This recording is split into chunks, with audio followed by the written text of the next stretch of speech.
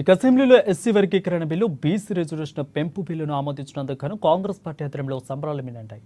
మంచిర్యాల జిల్లా జన్నారం మండల కేంద్రంలో కాంగ్రెస్ పార్టీ ఆధ్వర్యంలో ఈ సంబరాలు ఘనంగా జరిగాయి. ఇక ముందుగా అంబేద్కర్ విగ్రహం వద్దకు చేరుకున్న నాయకులు అంబేద్కర్ విగ్రహానికి పూలమాలలు వేసి నివాళులర్పించారు. అనంతరం సీఎం రేవంత్ రెడ్డి, ఎమ్మెల్యే వెట్మ బొజ్జు పటేల్ చిత్రపటాలకు పాలాభిషేకం చేశారు. ఎస్సీ వర్గీకరణ బిల్లు బీసీ రిజర్వేషన్ 42% పెంచుతూ బిల్లు అసెంబ్లీలో ఆమోదం పొందినందుకు కాంగ్రెస్ ప్రభుత్వానికి సీఎం రేవంత్ రెడ్డికి స్థానిక శాసనసభ్యులు వెట్మ బొజ్జు పటేల్కు ధన్యవాదాలు తెలిపారు. ఇక ఎన్నికలు ఇచ్చిన హామీల అమలుకు కాంగ్రెస్ ప్రభుత్వం కట్టుబడి ఉందని, ప్రజా ప్రభుత్వం కలకాలం నిలవాలని ప్రజలంతా ఆకాంక్షిస్తున్నారని అన్నారు.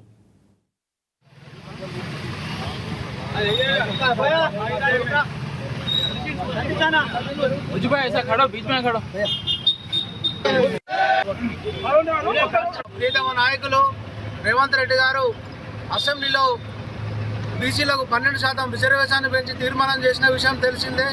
అలాగే ఏబిసిడి వర్గీకరణ అంశం గత 30 సంవత్సరాల నుండి పోరాటం చేస్తే దాన్ని దేశంలోనే అసెంబ్లీలో వ్యక్తి చట్టసభ చేసిన వ్యక్తి ఏకైక వ్యక్తి మన సీఎం గారు. మరి ఈ భారతదేశంలో బీజేపీ పాలిత ప్రాంతాలలో కూడా ఏ ప్రభుత్వం కూడా బీజేపీ ప్రభుత్వం ఇవాళ అమలు చేయలేదు. మరి బీసీలకు కూడా 42% కూడా రిజర్వేషన్ ఇవ్వాలని తీర్మానం చేసిన పార్టీ కాంగ్రెస్ పార్టీ. మరి దేశానికి స్వతంత్రం వచ్చి నుండి బీసీల కులగణన చేయలే, అలాంటి చేసిన వ్యక్తి మన సీఎం గారు. ఎన్నికల వాగ్దానంలో మేనిఫెస్టోలో రాహుల్ గాంధీ గారు మరి బీసీ కులగణన చేస్తామని ఆ రోజు డిక్లరేషన్ ఇవ్వడం జరిగింది.